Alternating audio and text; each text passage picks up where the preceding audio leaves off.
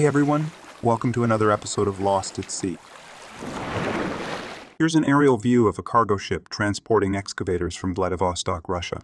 How many can you see? Leave your guess below.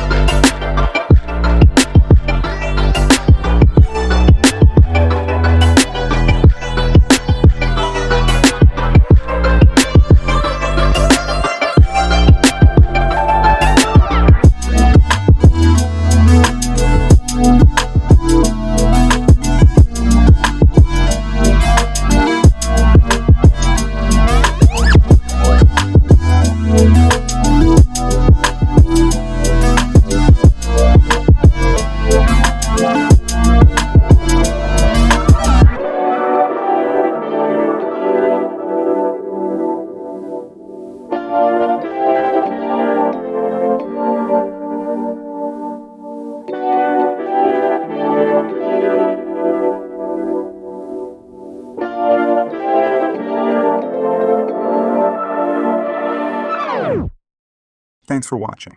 If you like our content, please like, share, and subscribe.